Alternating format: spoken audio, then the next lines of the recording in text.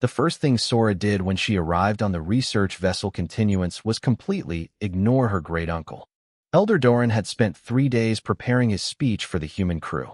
He had rehearsed the formal dragon greeting, the proper bow of the neck, the slow unfurling of wings that communicated respect between ancient species. He had printed copies of the cultural exchange agreement on pressed materials. He had worn his best scales. Sora walked past all of it. She had spotted a human in gray work clothes halfway up a cargo loader, tightening something with a small metal tool, and that was simply more interesting than any speech. Doran watched, holding his printed papers, as his 40-year-old grandniece trotted across the docking bay with her golden scales catching the overhead light and her tail swinging with great enthusiasm. The human on the cargo loader looked down.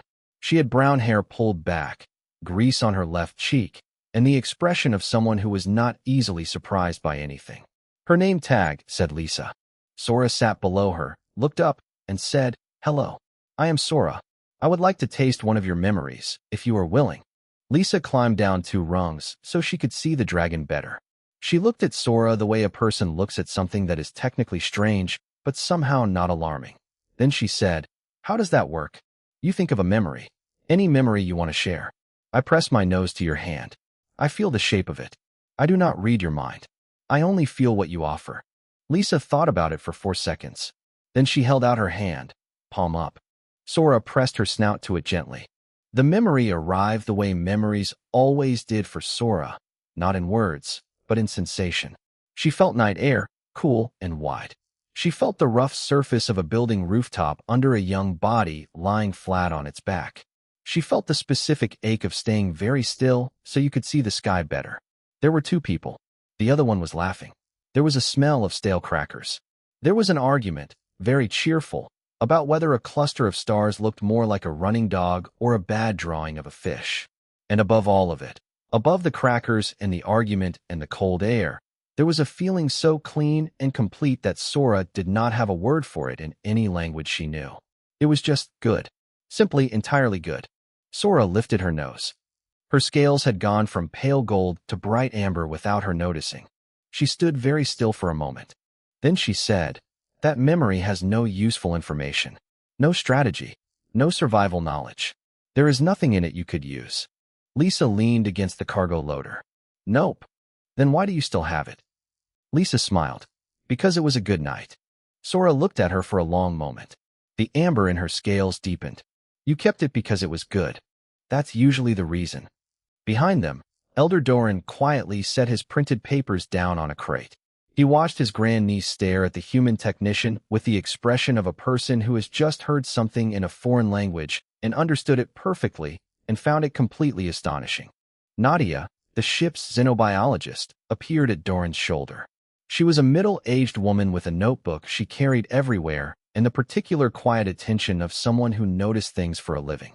She watched Sora. She wrote something down. Doran said, under his breath. She was supposed to follow the formal protocol. Nadia said, "Is she in danger?" "No." "Is the crew in danger?" "No." "Then I think," Nadia said, clicking her pen, "this is going better than the formal protocol would have." Sora had turned back to Lisa and was asking her something else. Her tail was moving again. Lisa was answering with her hands, the way people do when they are telling a story about something that happened a long time ago. Sora was listening with her whole body. Doran had seen his grand-niece many times over her 40 years. She was curious, yes. She was energetic, certainly. But he had never seen her look the way she looked right now. Like she had found something she had not known she was looking for. "She is going to ask every human on this ship for a memory," Doran said. "Probably," Nadia agreed. "The diplomatic schedule is entirely ruined. I'll rewrite it." Doran picked up his papers, looked at them, and set them back down. "Humans," he said, not as an insult and not exactly as a compliment, but in the tone of a very old creature encountering something it cannot fully categorize. Nadia smiled and wrote something else in her notebook. Across the docking bay, Lisa was laughing at something Sora had said. Sora's scales were the brightest amber Doran had ever seen them. She looked the way young dragons look when they discover something that will change them. Open, electric, completely unguarded. Doran had not expected to feel anything on this trip. He was too old for new feelings. He felt something anyway. He was not sure yet what to call it. He picked up his papers one more time, folded them carefully, and put them in his coat. Then he walked across the docking bay toward his grandniece, because wherever she was going with this, he found, quietly, against all expectation, that he wanted to see it. Word spread through the continuance the way small, interesting things always do on a ship, quietly, quickly, and with a lot of opinions attached. By the third day, most of the crew knew that the baby dragon was collecting memories. By the fifth day, people had started thinking about which memory they would give her if she asked.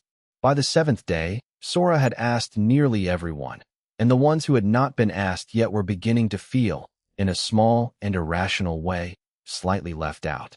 She found the engineer named Dov in the lower engine bay, where it smelled like hot metal and recycled air. He was a big, quiet man who did not talk much during meals and always seemed to be thinking about something structural. Sora sat beside him while he ran a check on a relay panel and asked, in the polite way she had developed, if he had a memory he would like to share. Dov stopped what he was doing. He looked at her. Then he held out his hand without saying anything. The memory Sora received was small and domestic. A kitchen, very warm, with yellow light coming through a frosted window. Snow outside. Bread in an oven. A woman, old and very certain of herself, moving around the kitchen like she owned every corner of it. And a smell that hit Sora so completely that she had to blink several times. The smell of bread baking, yeast and warmth, and something underneath it she had no name for, which was simply home. She lifted her nose from his hand. Dov was watching her carefully, the way people do when they have shared something they do not usually share. Sora said, "She is gone now." It was not a question. She could feel it in the memory, the way a person holds a sensory memory from someone who is no longer there. Dov said, "Yeah." Sora looked at his hands. You remembered the smell first. Not her face, not her voice. The smell. That's usually what stays longest, he said. Sora thought about this for the rest of the day. Commander Rowe took 4 days to agree. He was a measured man who believed in procedure, and the idea of sharing a personal memory with a small dragon felt to him like something that should require a form. But Nadia spoke to him. She was very calm about it, and very specific, and she said the words cross-species understanding in a way that made refusing feel slightly embarrassing. Rowe agreed. He gave her a memory of his daughter, age 2, walking for the first time across a living room floor. His face in the memory, he admitted afterward, was ridiculous.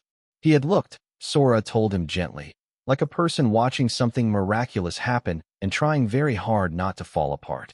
Rowe cleared his throat. You don't need to tell me what my face looked like. It was a very good face, Sora said sincerely. He walked away quickly, but he did not seem unhappy. Navigation Officer Petra gave Sora the memory of a formal dinner where she had laughed so hard at a joke that she fell completely off her chair. The laugh in the memory was enormous and helpless and entirely unstoppable, and Sora received it, and then sat quietly for a moment before saying, You were embarrassed. Deeply, Petra said. But you laughed anyway. I didn't have a choice. That's how that kind of laugh works. Sora considered this. So the body laughed even when the mind did not want it to. The body always wins that one. Sora wrote nothing down. Dragons do not write memories. They archive them. But she held each one and turned it over the way you turn over a stone to see the underside. She was building something, though she could not have said what. A picture. A collection. A sense of something she was circling but had not yet named. Nadia watched all of this and wrote carefully in her notebook. Her notes from this period were not scientific in the traditional sense. She was not measuring anything. She was observing the way Sora listened, the complete stillness of her, the way her scales shifted color with each memory, the way she always asked one specific follow-up question, always about the part that seemed the most useless or the most irrational, the part with no strategic value. She was not interested in the useful parts of human memory. She was interested in the parts that humans kept anyway. Nadia wrote, She is learning something about us that our own biologists haven't written down properly. We don't keep memories because they are useful. We keep them because they belong to us. Because they are the proof that something happened and mattered. Even the embarrassing ones. Especially the embarrassing ones. Sora's scales had started to do something new. In the first days, They were amber when she was excited and pale gold when she was calm. Now there was a third state that appeared sometimes after a memory, a soft, shifting color between gold and silver, like sunlight through thin cloud. She did not seem aware of it. Doran noticed. He said nothing about it. But at night, in the small cabin the humans had arranged for him, he sat and thought about the fact that his grandniece, 40 years old, barely past infancy by dragon reckoning, was archiving human moments. Stale crackers on a rooftop, bread in an old woman's kitchen, a child walking across a floor. These were the things she was choosing to carry. He did not know yet what to think about that. He knew it was not nothing. It was late on a Tuesday when everything changed. Not late in a dramatic way. Late in the ordinary way of ships. The lights dimmed to their night setting. The corridors quiet. Most of the crew asleep or heading there. The mess hall had been empty for an hour except for the soft hum of the food equipment on standby. Nadia was still at one of the corner tables. She had a cup of something warm that had gone cold. She was not reading. She was not writing in her notebook. She was just sitting, looking at the table, the way people do when they are tired in a way that sleep does not fix. Sora found her there. She padded in from the corridor with the particular lightness of a young dragon who had learned, over the past weeks, not to let her claws click too loudly on the floor after evening hours. She saw Nadia. She sat across from her at the table. "You look like something is sitting on you," Sora said. "Not physically." Nadia looked up. She almost smiled. "That's a good way to put it. Do you want to talk?" "Not especially." "Do you want to give me a memory?" Nadia was quiet for a moment. She turned her cold cup around in her hands. Outside the mess hall window, the stars were the ordinary kind of beautiful that you stop seeing after enough weeks in space. She said, "I have one, but it isn't happy. You have given me happy ones. I would like to understand the other kinds too." Nadia looked at her for a long time. Then she set down the cup and held out her hand. Sora pressed her nose to it. The memory came in pieces, the way some memories do. Not a clean scene, but a collection of sensory details that assembled themselves as Sora held them. A hospital room. The particular smell of hospital rooms that is the same everywhere, which is the smell of effort and waiting. A small bed. A child in it, small and thin, with his eyes closed. Tubes. Monitors with quiet green lines. A chair pulled close to the bed. And in the chair, Nadia, years younger, with her hair loose and her shoes still on, and a book in her hands. The child was her son. He had been very sick. He would recover. Sora could feel that the memory was not grief, but something that lived next to grief. But in this night, in this moment, Nadia did not know that yet. She was reading to him, out loud, quietly, a story about a knight who kept losing his horse in ridiculous ways and having to get it back. It was clearly a very silly book. She was doing voices. A pompous voice for the knight, a tired voice for the horse. The boy was asleep. He had been asleep for at least an hour. She kept reading anyway. And then, somewhere in the middle of a chapter about the knight falling into a river, Nadia had started to cry. Not loudly, completely silently, so the sound of the story never stopped. So the voices kept going. Pompous knight, tired horse, while tears ran down her face in the dark room. And she was also, at some point, almost laughing. Because the book was objectively ridiculous. Because the knight had just tried to explain himself to a goat. Because it was the middle of the night, and she was doing a goat voice for a sleeping child who could not hear her. And what else were you supposed to do? Sora lifted her nose. She sat very still. Her scales had gone silver. Pale, flat silver. Not the shifting kind between gold and silver she had been doing lately, but a real, complete silver that Doran would later say he had never seen on a dragon that young. Sora did not move. Nadia said, gently, "Are you all right?" Something was happening to Sora's face. She blinked. She blinked again. She looked at her own reflection in the dark mess hall window, at her silver scales and her own face, as if she was watching someone else. Water ran down her snout. She stared at it. She started. She stopped. "I don't know what this is. I have held memories of pain before. I have held memories of people losing things. They were sad. I did not." She stopped again. She was alone, Sora said. She was afraid. She kept reading a stupid story to a child who could not even hear it. She was crying, and she kept doing the voices. She kept doing the goat. Her voice, which was usually very clear and very certain, had gone unsteady. I don't understand why this one. I have collected so many. Why does this one do this to me? Nadia did not answer immediately. She waited until Sora looked at her. Then she said, quietly, "That's love, Sora. That's what love looks like when no one is watching." Sora looked at her. There was no one to see her, Nadia said. The child was asleep. It didn't matter. She kept going anyway. Because love doesn't need an audience. It just keeps going. Sora sat with that. The silver in her scales did not fade. The tears did not stop for a while. She did not seem embarrassed by them. She seemed, more than anything, genuinely surprised, as if some part of her she had not known existed had just woken up and did not yet know what to do with itself. Outside, the stars continued being beautiful in the ordinary way. Inside, something permanent had just begun. Doran arrived 3 days later on a long-range shuttle, moving with the controlled urgency of a very old creature trying not to look alarmed. He had received Nadia's message through official channels. The message had been polite and factual and had contained the sentence, "Sora cried for approximately 40 minutes and appears physically well but notably changed." He had read it 4 times. He found Sora in her cabin, sitting near the small porthole window, watching space the way she had been doing a lot of lately. She was not distressed. She was thinking. There was a difference, and he was relieved to see it, though he was not entirely sure the thinking was less concerning than distress would have been. "You cried," he said. "Yes." "For 40 minutes. Nadia timed it. I did not ask her to." Doran sat across from her. In the small cabin, he was too large. His sapphire scales brushed the ceiling, but he arranged himself carefully. "You understand what it means. For a dragon. To cry." Sora looked at him. "It means I will carry it. Permanently." "I know." Doran was quiet. Outside the porthole, a slow field of stars drifted past. "Which memory?" he asked. Sora shared it with him. She pressed her nose to his offered hand and passed the impression the way dragons can pass memories between themselves, like handing someone a photograph. Doran received it. He sat with it. He watched the whole thing, the hospital room, the book, the sleeping child, the silent crying, the voices, the goat. He handed it back in the way dragons do, a slight withdrawal, a closing. He was quiet for a long time. "A woman reading a horse story to a sleeping child," he said finally. "Yes." "In a hospital, alone, afraid."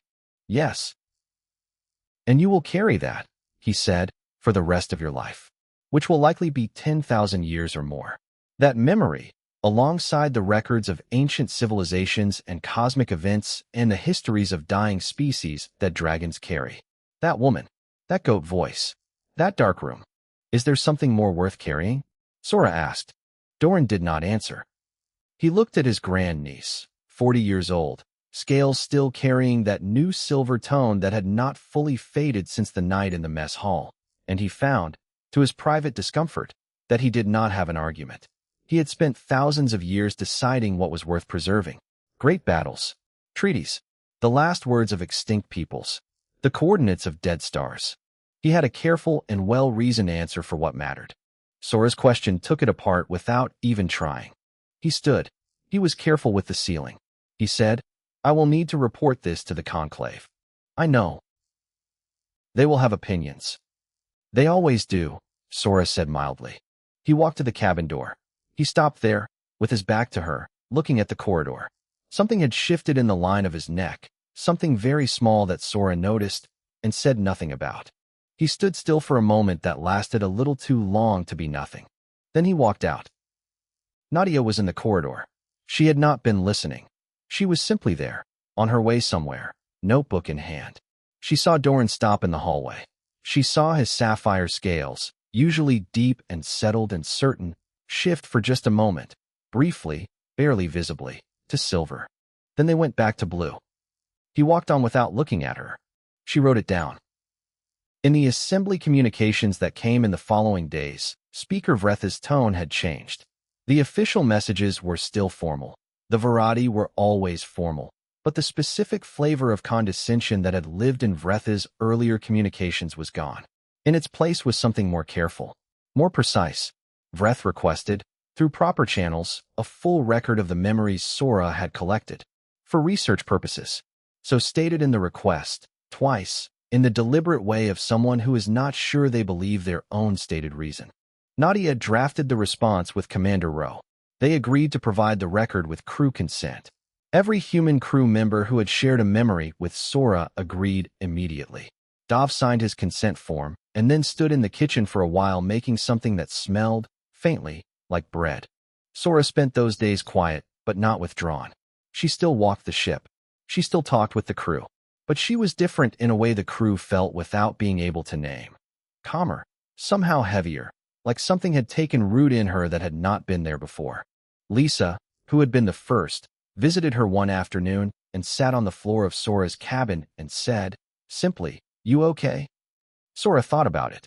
"I have a memory in me now that will not leave. Is that bad?" "No," Sora said, with something that was not quite a smile, but was close to one. "I think it is the opposite of bad. I think it is what you would call important." Lisa leaned her head back against the wall.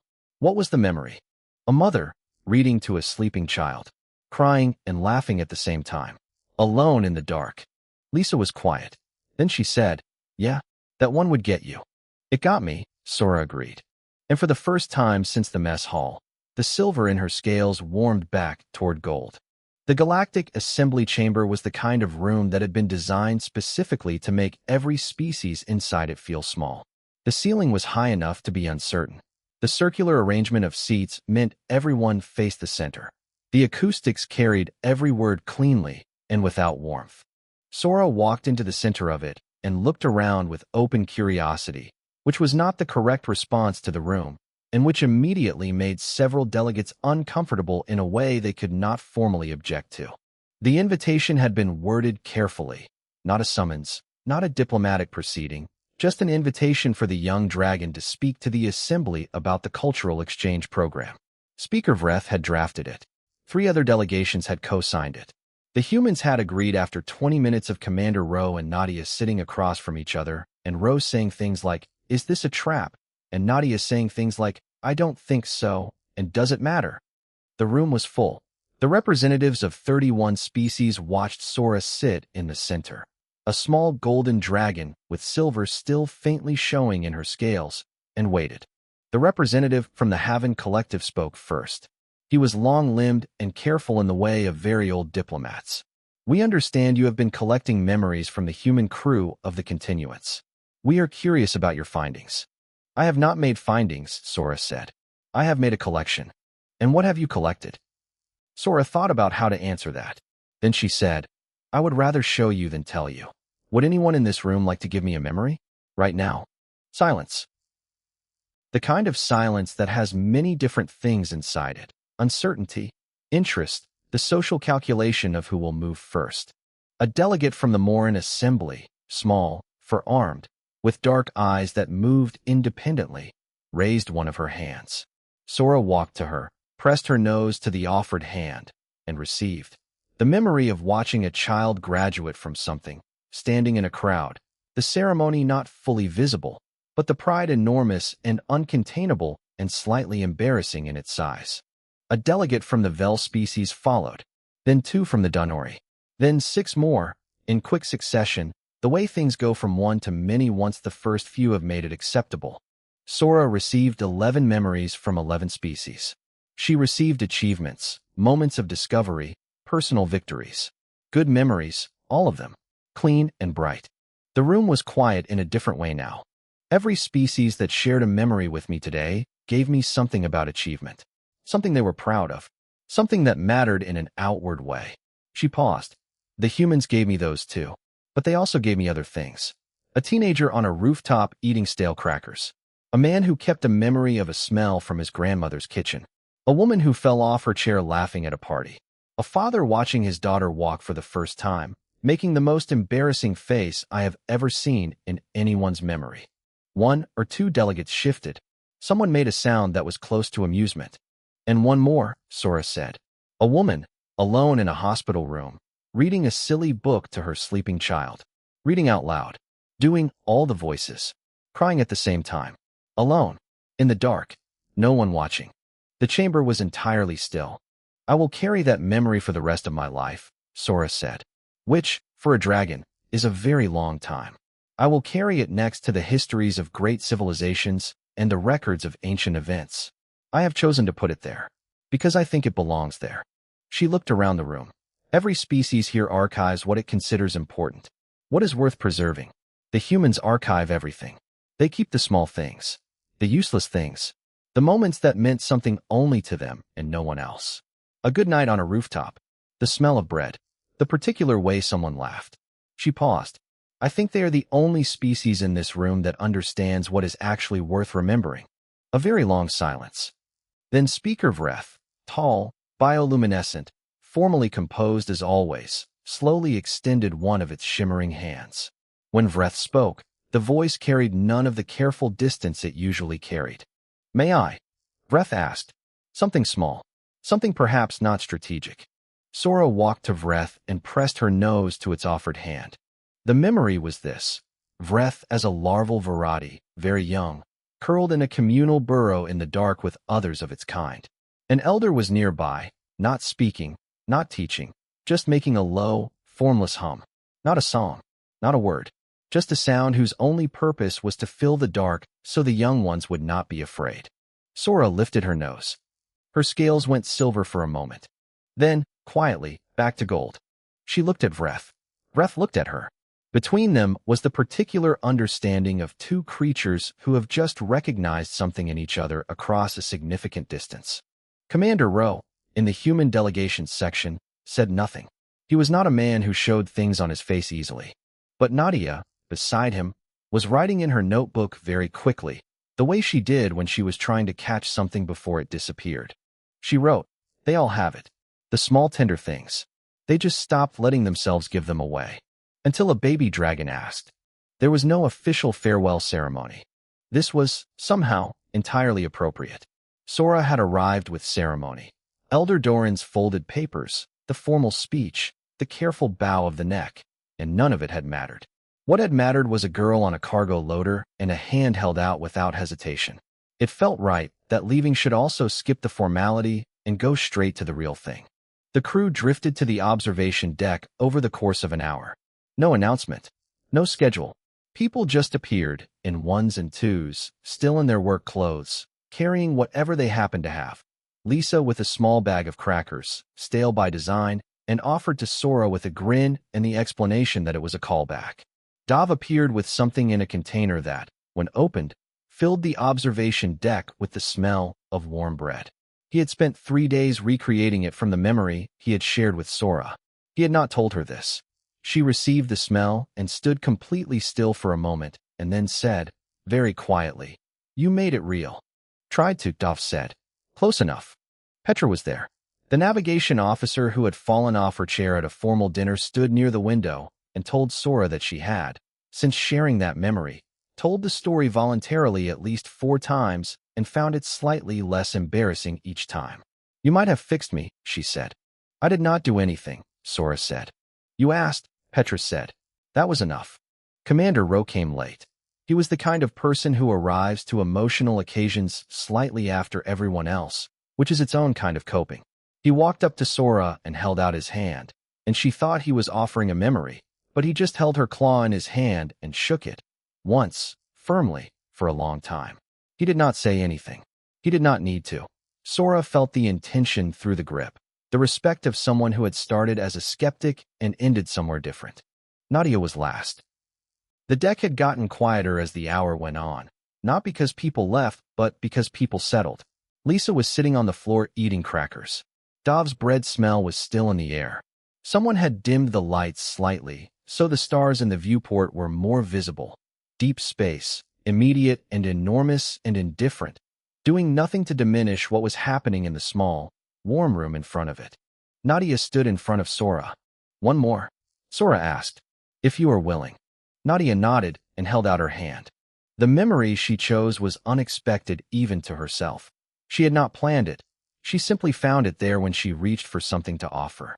It was this, the first moment she had seen Sora. The docking bay, the day of arrival, Elder Doran with his folded papers, the formal ceremony arranged and waiting. And Sora, small and gold and completely unstoppable.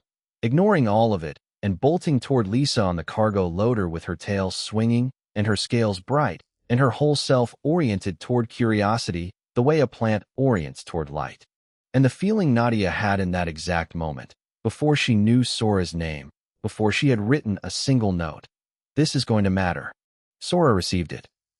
She held Nadia's hand for a moment longer than she needed to. Then she said, "You were right." Nadia smiled, the kind of smile that has weight in it. Sora stepped back and looked at the room, at the crew of the Continuance, at the crackers and the bread smell and the dimmed lights and the stars, and her scales moved through every color she had developed in her time here. Gold for the joy of it, amber for the excitement that still lived in her, silver for the weight of what she was carrying, and then back to gold, warm and settled, because the weight was good weight, and she did not want to put it down. Doran's shuttle was ready. He was already aboard, giving her time, which was the kindest thing he had done on the trip. Sora left. Through the viewport of the observation deck, the crew watched the shuttle pull away, a small shape against the enormous dark, growing smaller, and then gone. Lisa ate a cracker. Dov closed the bread container. Rose stood with his hands behind his back and said nothing and looked at the stars for a while. Nadia wrote in her notebook. She wrote, "She came here to learn about us. I don't think she knew she was going to love us. I'm not sure we knew we were going to love her." She closed the notebook. Years later, Sora stood before a gathering of young dragons in one of the great archive halls of the Draconic Conclave. She was larger now, not elder large, but grown past the smallness of her continuance days. Her scales were deep gold, settled and sure.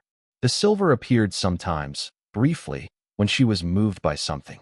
A young dragon asked her which memory she considered most important in her archive. Sora was quiet for a moment. "A woman," she said, alone in a hospital room, reading a horse story to a sleeping child, doing all the voices, crying at the same time, no one watching.